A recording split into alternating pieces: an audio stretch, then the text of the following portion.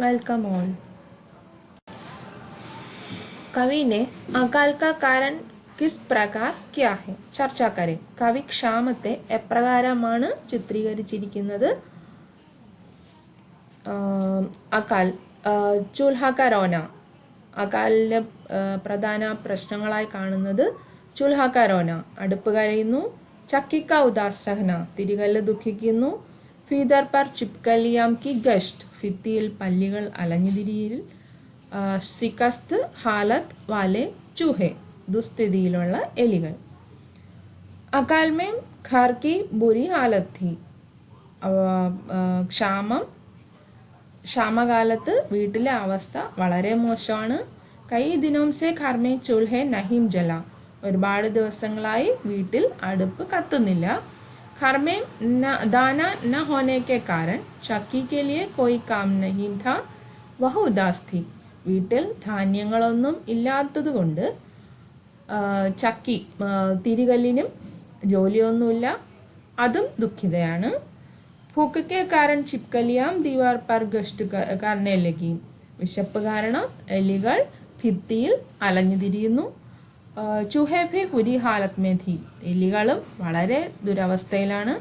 കവീനെ ചൂൽഹ ചക്കി കുത്തിയ ചിപ്കലിയാം ചൂഹെ आदि बिंबों के द्वारा अकाल और फूक की भीषण स्थिति का वर्णन किया है. कवि അടുപ്പ്, തിരികല്ല്, പട്ടി, എലി, പല്ലി ഈ ബിംബങ്ങളിലൂടെ അകാലിൻ്റെയും വിശപ്പിൻ്റെയും ക്ഷാമത്തിൻ്റെയും വിശപ്പിൻ്റെയും ഭയാനകമായ സ്ഥിതിയാണ് വർണ്ണിച്ചിരിക്കുന്നത്.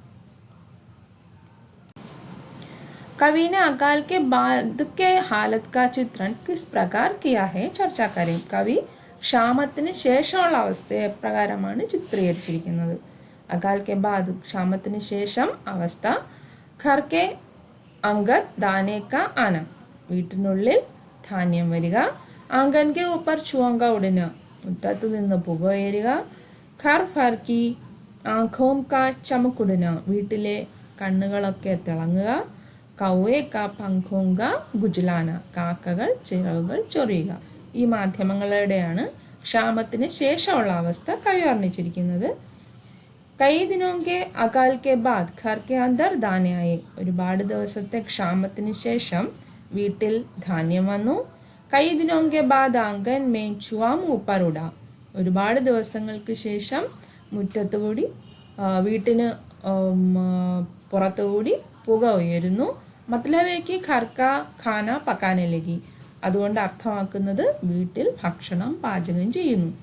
കൈ ദിനോങ്കെ ബാദ് ഘർ ഭർ കി ആംഖേൻ ചമക്കുടി, ഒരുപാട് ദിവസങ്ങൾക്ക് ശേഷം വീട്ടിലുള്ളവരുടെ കണ്ണുകൾ തിളങ്ങി. അർത്ഥാത്, അതുകൊണ്ട് അർത്ഥമാക്കുന്നത് സബ് ഖുഷ് ഹുയി, എല്ലാവരും സന്തോഷത്തിലാണ്. കൈ ദിനോങ്കെ ബാദ് കൗവേനെ ഭി അപ്പനെ പങ്ക് ഗുജലായി, ഒരുപാട് ദിവസങ്ങൾക്ക് ശേഷം കാക്കകളും തൻ്റെ ചിറകുകളൊക്കെ ചൊറിഞ്ഞ് റെഡിയാക്കി.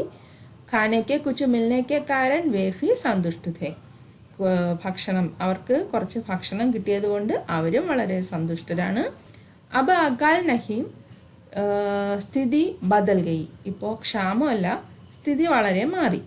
ഘർ മേ ദാന ഹെ, വീടുകളിൽ ധാന്യമുണ്ട്. മനുഷ്യക്ക് ഇഷാര ദൂരി ഹെ, മനുഷ്യരുടെ വിവശതയെല്ലാം മാറി.